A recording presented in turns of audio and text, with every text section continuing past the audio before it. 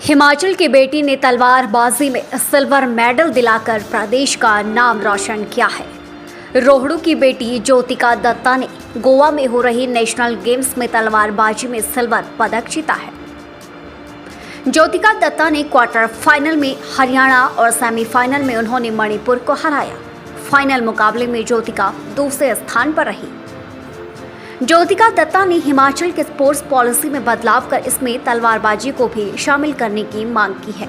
अभी तक इनके खिलाड़ियों के लिए नौकरी में आरक्षण का प्रावधान भी नहीं है। ज्योतिका दत्ता हिमाचल कर एवं सेवाएं खेल मंत्री विक्रमादित्य सिंह से भी मिली और तलवारबाजी को भी खेल कोटा देने की मांग रखी। हिमाचल में खिलाड़ियों को सुविधाओं की कमी है, ये उन्होंने विक्रमादित्य सिंह को बात बताई। यही वजह है कि खिलाड़ी हिमाचल से भी पलायन करते हुए अक्सर नजर आते हैं। हिमाचल में तलवारबाजी जैसे खेल की ओर सरकार का अभी तक कोई ध्यान भी नहीं गया है।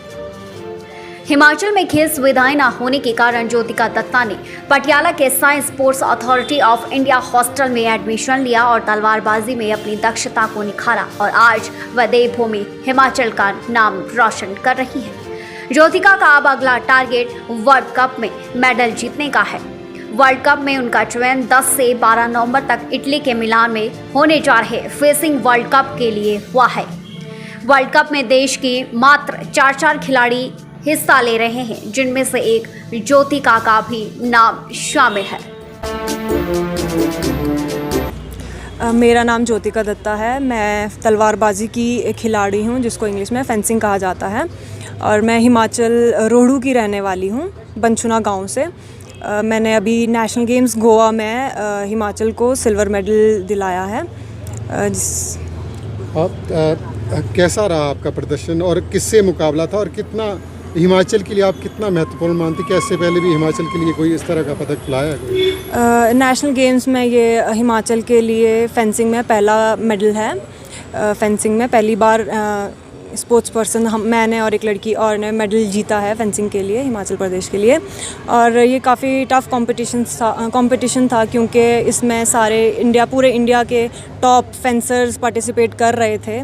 तो उसमें मेरा क्वार्टर फाइनल में मेरा बाउट हरियाणा से था, मैंने हरियाणा को हराया, और सेमीफाइनल में मेरा मणिपुर के साथ था, मणिपुर को सेमीफाइनल में हराया, और फाइनल बाउट में मैं हरियाणा की दूसरी लड़की से हार गई।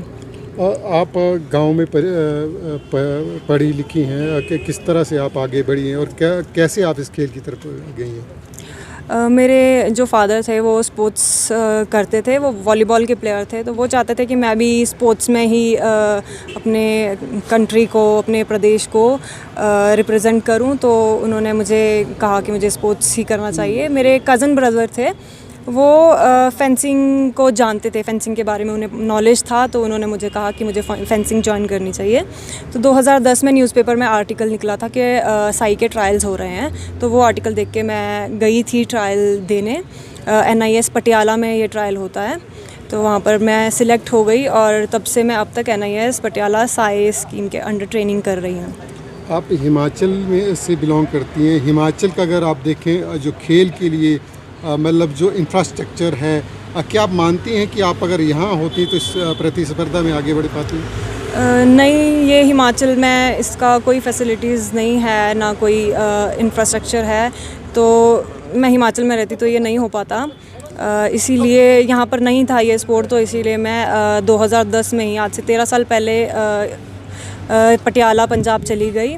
मैं चाहती हूँ कि हिमाचल में भी ये सब हो, क्योंकि हिमाचल की जो एटमॉस्फेयर है, क्लाइमेट कंडीशंस है, हाई एल्टीट्यूड ट्रेनिंग यहाँ पर होता है, तो मैं चाहती हूँ यहाँ पर ऐसा इंफ्रास्ट्रक्चर हो, फैसिलिटीज़ प्रोवाइड की जाए, ताकि मेरी तरह और भी प्लेयर्स निकल के आएँ और देश प्रदेश का नाम रोशन करें। अगर हम पड़ोसी जो स्टेट से उनका कंपैरिजन करें तो हिमाचल को किस स्तर पे आंकती हैं आप जो स्पोर्ट्स के इसमें? हिमाचल एक स्टेट है, थोड़ी छोटी स्टेट है, बट इसमें काफ़ी अच्छे स्पोर्ट्स पर्सन निकल सकते हैं, बट नहीं है अभी फेंसिंग में। मैं हूँ और एक लड़की और है, वो भी NIS पटियाला में ही ट्रेनिंग कर रही है, तो हम दोनों का वहाँ पर मेडल आया है, क्योंकि हमारा जीन्स, हमारी जो जेनेटिक्स है वो अच्छे हैं।